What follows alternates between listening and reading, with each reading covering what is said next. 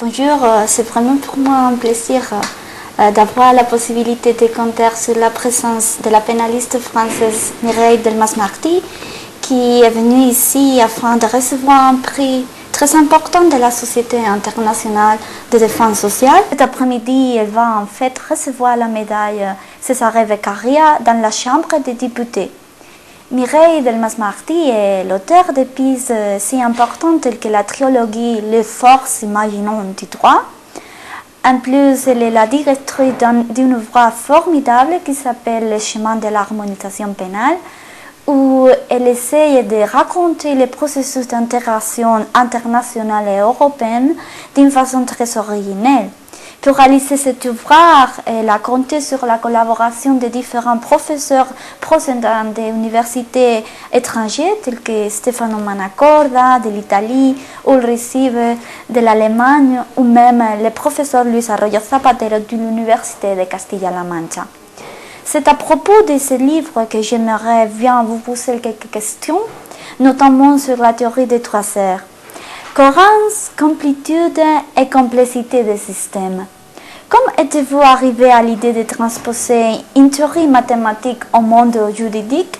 D'où vient cette idée?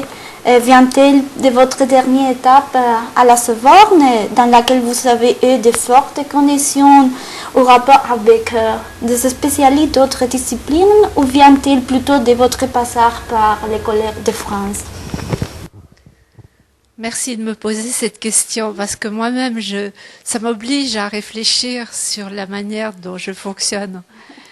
En réalité, l'idée de ce que j'ai appelé la théorie, mais aussi la tragédie des 3 C, elle est venue un peu par hasard parce que je travaille sur l'internationalisation du droit en général, pas seulement du droit pénal, et j'ai travaillé beaucoup sur les problèmes liés à l'Internet.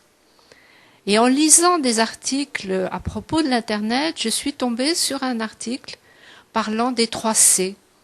Alors c'était un article qui n'est pas écrit par un juriste, qui est écrit par un spécialiste de la théorie des systèmes.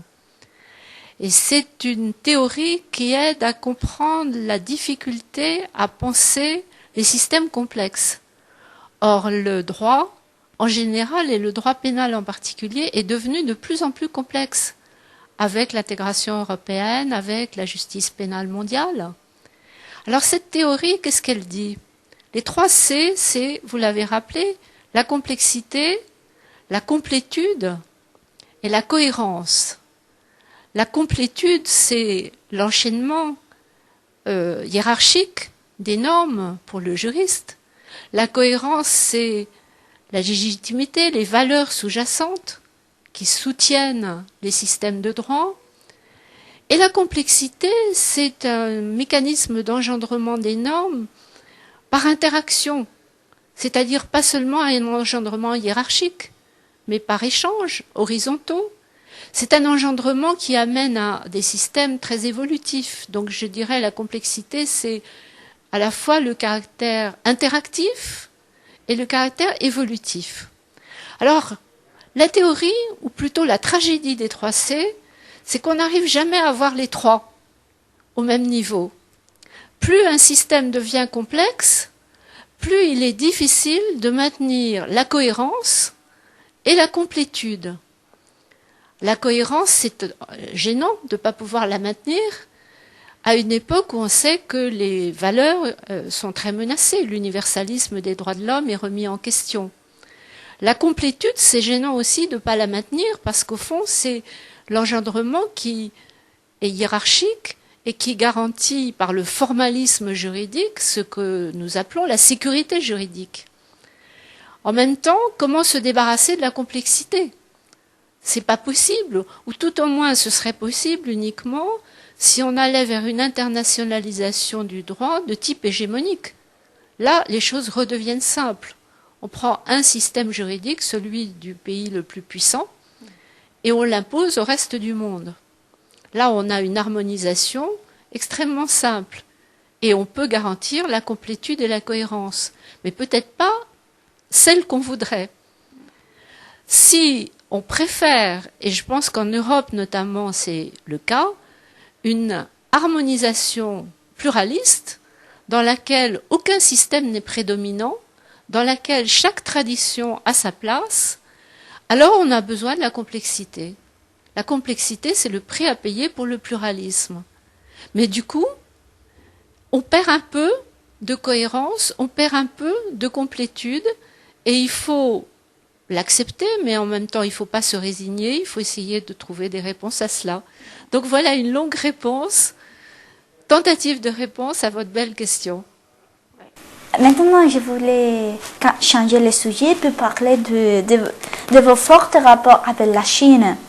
Vous avez toujours été intéressé par la Chine et par les droits de l'homme. Alors, je me demande quels sont les nouveaux défis dans ces domaines qu'on doit affronter. Chine et droits de l'homme, c'est une question difficile et c'est une forte tension, comme chacun le sait à l'heure actuelle. En même temps, moi je vois les droits de l'homme moins comme des concepts fixes, comme des fondations, comme des socles, que comme des processus de transformation. À partir du moment où la Chine a signé les 2 pactes des Nations Unies sur les droits de l'homme, à partir du moment où elle a même ratifié l'un des 2 pactes, le pacte sur les droits économiques, culturels et sociaux, il y a une sorte de processus de transformation qui s'est mis en place et dont témoignent des petites avancées qui ne garantissent pas une situation parfaitement satisfaisante, mais qui montrent un mouvement en cours.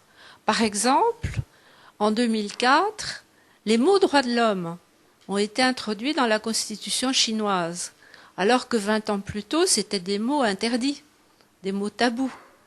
Ils figurent maintenant dans la Constitution.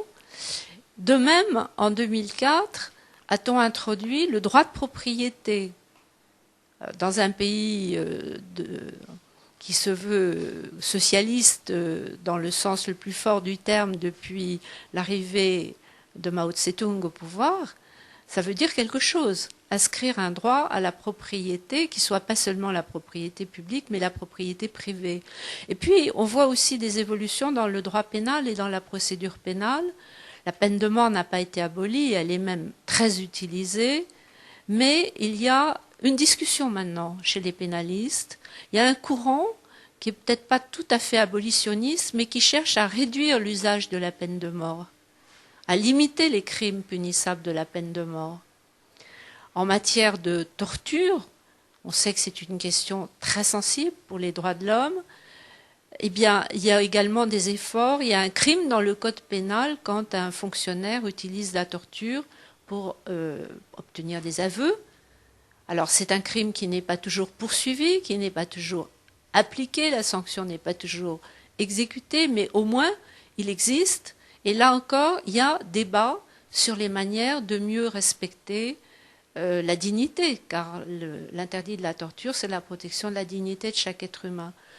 Donc il y a une sorte de mécanisme de transformation, de mouvement, de processus de transformation qui est en cours, et c'est un des thèmes qui m'intéresse beaucoup quand je travaille avec les juristes chinois. Ok, merci beaucoup pour avoir répondu à ces questions et je voudrais vous remercier par cet entretien et vous féliciter de votre médaille. Merci. Merci à vous.